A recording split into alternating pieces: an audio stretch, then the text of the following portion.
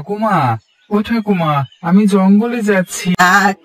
কাঠ কাটতে যাচ্ছিস? আজকে অনেক কাজ, কাঠ কেটে সেগুলো আবার হাটে নিয়ে যেতে হবে।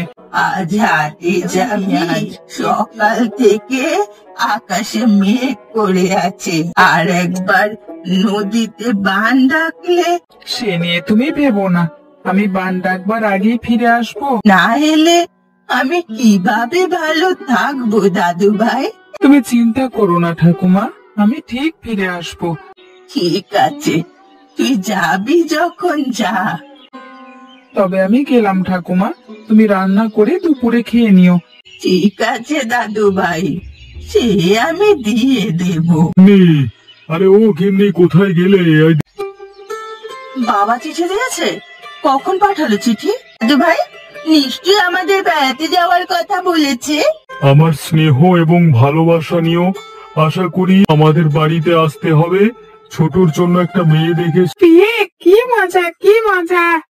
মেয়ে দেখে পছন্দ হলে বিয়ের কথা এগোবে। যাব গিয়েই সব বন্দোবস্ত করতে যাব না, সেটা হয় নাকি? আমরা আবার দাদুর বাড়ি যাব। থাকবে না। কখন আবার? কাল যাব? আজকে গেলে বেশি ভালো হবে মা। এই মেয়ে ঠিক কথাই বলেছে। আরে আমাদের তো আবার কোপাই নদী পার হয়ে যেতে হবে, ভালো নদী পার হতে পারবো। তাহলে আর কি, সবাই তৈরি হয়ে নাও। বেশ, তবে আমি গাড়িতে গরু চুরি। এত দূরের পথ তো আর হেঁটে যাওয়া যাবে না। উঠেছো গিন্নি? এই কদিন তিনি আমাদের ঘরেই থাকবে। এখন তবে রওনা দি। তোমরা প্রস্তুত তো? এবার জঙ্গলের ভেতর দিয়ে যাব। আর যাব না।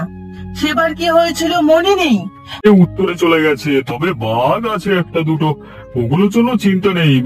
হয়েছে, এখন আর এত শেয়ানাগিরি দেখাতে হবে না, বুঝতো? বেঁচেলাম তাই দুপুর হতে না হতেই বৃষ্টি। বান ডাকলে কি ও আজ ফিরতে পারবে? এখন আমি একলা মানুষ, ওকে সরাবো কি করে? হে হলো, পার করো আমারে। নিতাই নাকি? আনবে আর বলিস না বাবা, তুই একটু গোয়ালে বেঁধে দিয়ে যাবি। আগে খুলবে তো।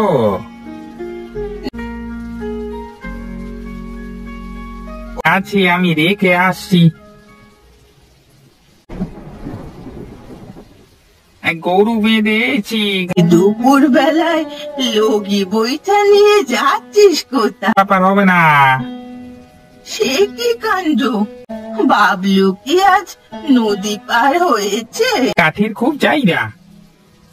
দেখো দেখি কাণ্ড। তুই একবার জানা বাবা। কি যে বড় বুড়িমা, বানের মধ্যে কোপাই নদীতে নৌকা চালানো কারো সাধ্য আছে? এখন আমার নাতিটার কি হবে? ও বিধাতা, তুমি বাবলুকে রক্ষা করো। তবে যাই বুড়িমা, এখন অনেক দূর যেতে হইবে। হ্যাঁ, তুমি সাবধানে থেকো। শুরু করেছি, তুমি না ভিজে ভিতরে এসে বসো।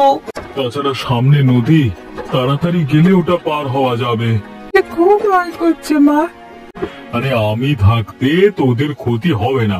জল বেড়ে গেছে, এখন আর পার হওয়া যাবে না। বাড়ি ফিরবে নাকি? এখন কিভাবে বাড়ি ফিরবো? দিয়েও চলা যাবে না। কি করবে এখন বাবা? ভাবে গাড়ির ভেতর থাকতে হবে। কালকে সকালে যা করবার তাই করতে হবে। যদি রাতে বাঘে হামলা করে? এছাড়া তো কোনো উপায় দেখছি না। বাবা, নিশ্চয়ই কোনো মানুষ আছে ওখানে। আমার তো মনে হচ্ছে এটা একটা কুঁড়ে ঘর।